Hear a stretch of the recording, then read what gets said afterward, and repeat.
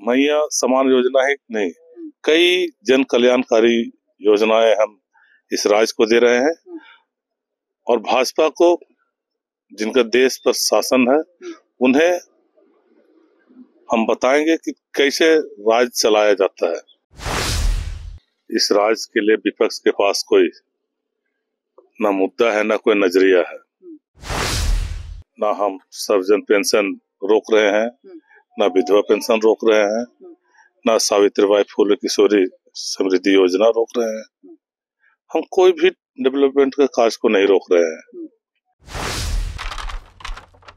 झारखंड विधानसभा चुनाव में इस बार जीत का बड़ा फैक्टर हेमंत सोरेन की सरकार का मैया सम्मान योजना रहा और वादे निभाते हुए हेमंत सोरेन की सरकार ने 1000 से 2500 रुपए हर मैया को दिए हैं। ऐसे में हमारे साथ खास बातचीत के लिए कुलवीरा से कांग्रेस के विधायक नमन विकसल कोंगारी है। नमस्कार, एसडी न्यूज देख रहे हैं आप। सर, आपका एसडी न्यूज में बहुत स्वागत है। बहुत बहुत धन्यवाद। क्योंकि 9 वर्ष में पहली मुलाकात हो रही है, इसलिए 9 वर्ष की आपको ढेर सारी बधाई, शुभकामनाएं। आपके चैनल के माध्यम से भी हमारे सभी श्रोताओं को नए साल का शुभकामना और बधाई देता हूं मैं भी। चलिए, वादा आप लोगों ने निभा दिया। 1000 से 2500 रुपए हर मैया को आप लोग दे रहे हैं जो फॉर्म भरी हैं, लेकिन इन सब के बीच एक बड़ा सवाल ये उठ रहा है कि अब ये आर्थिक बोझ किस पर जाएगा? आम जनता पर जाएगी, उनके टैक्स पर जाएंगी।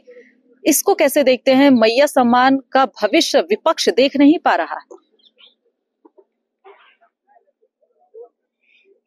क्योंकि इस राज्य के लिए विपक्ष के पास कोई ना मुद्दा है, ना कोई नजरिया है। जिस तरह से हमारे भारतीय समाज में बेटियों को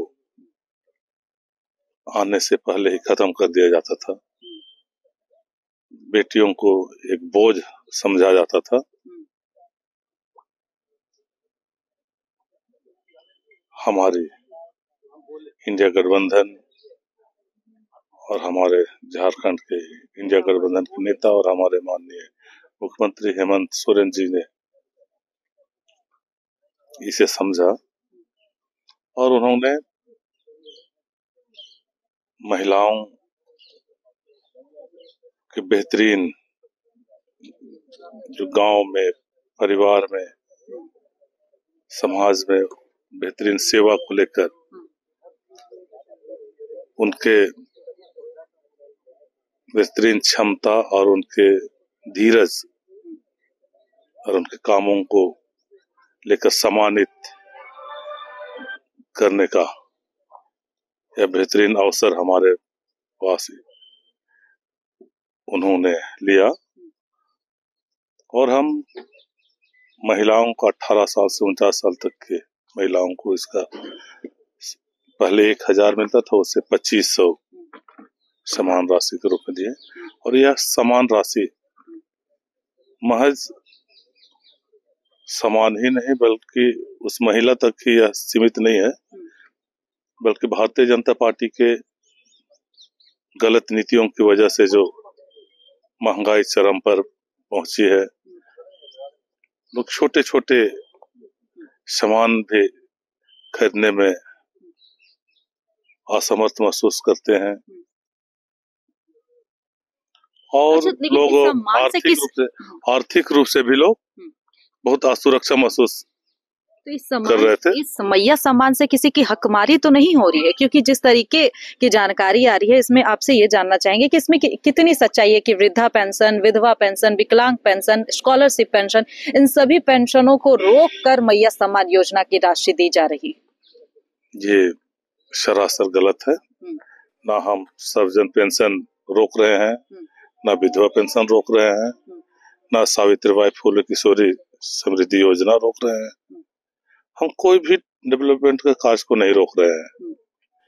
जब भाजपा शासन काल में जो गलत नीतियों की वजह से जो महंगाई और आर्थिक असुरक्षा की भावना आ गई थी, इससे राहत देने के लिए, आर्थिक सुरक्षा देने के लिए यह योजना मैया सम्मान योजना जरूरी था और महिलाओं को भी सम्मान देना था।